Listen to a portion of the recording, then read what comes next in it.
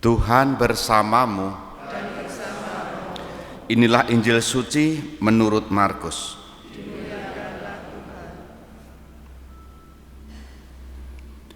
Pada suatu hari Yesus bangkit dari antara orang mati, menampakkan diri kepada ke-11 murid dan berkata kepada mereka, "Pergilah ke seluruh dunia, beritakanlah Injil kepada segala makhluk. Siapa yang percaya akan dibaptis dan dibaptis akan diselamatkan. Tetapi siapa yang tidak percaya akan dihukum. Tanda-tanda ini akan menyertai orang-orang yang percaya. Mereka akan mengusir setan-setan demi namaku. Mereka akan berbicara dalam bahasa-bahasa yang baru bagi mereka. Mereka akan memegang ular, dan sekalipun minum racun maut, mereka tidak akan mendapat celaka. Mereka akan meletakkan tangannya atas orang sakit, dan orang itu akan sembuh." Sesudah berbicara demikian kepada mereka, terangkatlah Tuhan Yesus ke surga, lalu duduk di sebelah kanan Allah.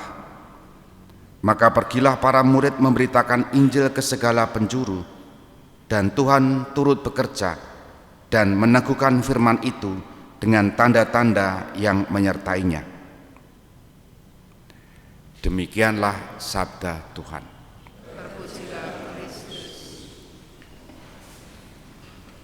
Saudari-saudara terkasih, selamat pagi berkah dalam. Kita pernah membaca, mendengar ataupun melihat tulisan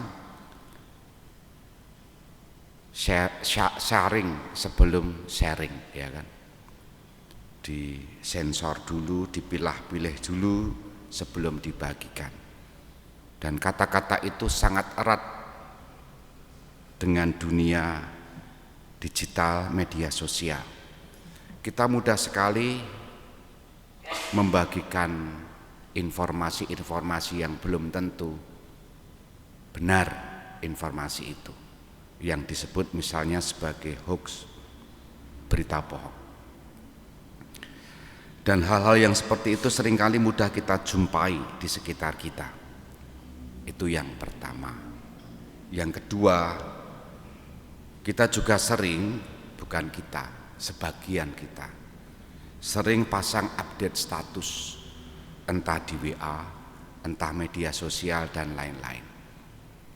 Mungkin sebagian yang entah itu posting, entah itu update status, isinya ngerasani, isinya atau berbagi kisah-kisah yang menarik, inspiratif. Bagi saya hal-hal yang sederhana itu menjadi media. Dengan cara-cara tertentu kita bisa membagikan peristiwa-peristiwa yang kita temukan, entah di lingkungan, entah di keluarga, entah pengalaman kita di media sosial. Ada salah satu kegiatan di Paroki Kalasan ini yang terus saya dorong supaya itu terwujud. Namanya dinamika lingkungan. Segala peristiwa yang terjadi di lingkungan silakan diposting. Nah, ada yang membagikan kisah, terakhir saya ingat di web Paroki Kalasan itu ada salah satu lingkungan yang waktu Lebaran kemarin ya menceritakan nyalami mereka yang baru saja sholat Id. Itu kan kisah. Dan belum kisah-kisah yang lain. Nah, maksud saya waktu itu untuk mengadakan dinamika lingkungan itu, berbagi kisah kemudian diberitakan di web, supaya sukacita sebagai orang Katolik di Kalasan itu dibaca juga oleh orang lain, dan seterusnya dan seterusnya. Kalau kisah-kisah menarik itu terbaca di dunia lain, kok dunia lain? Apa namanya? Di luar ya, artinya dunia lain itu demit babi ya. Di luar, sehingga orang lain menyaksikan, oh ini baik. Ada beberapa lingkungan yang aktif mengirimkan, tetapi ada beberapa lingkungan yang datnyeng, sok ngirim seorang. Tapi poinnya jelas, wartakanlah kegembiraan, sukacita lingkungan itu bagi siapapun. Kelihatannya sepele cepete itu kan, tapi melakukannya tidak mudah. Dan bagi saya itulah sebentuk mewartakan Injil. Maka pesan Yesus hari ini dalam bacaan Injil, pergilah ke seluruh dunia, beritakanlah Injil kepada segala makhluk.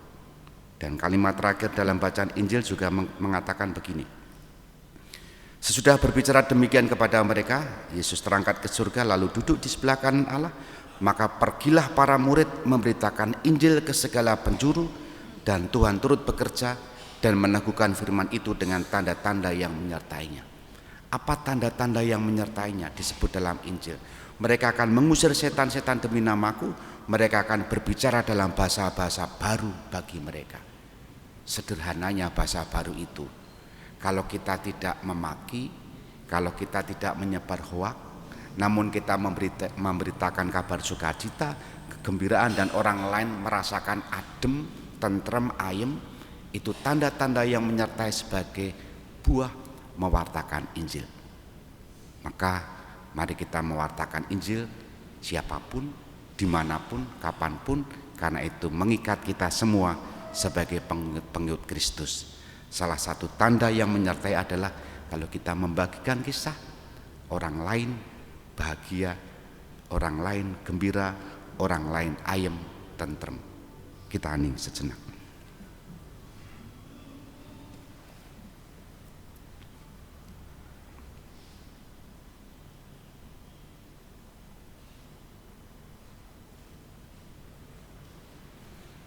Dimuliakanlah Yesus yang dulu hidup, sekarang dan selama-lamanya.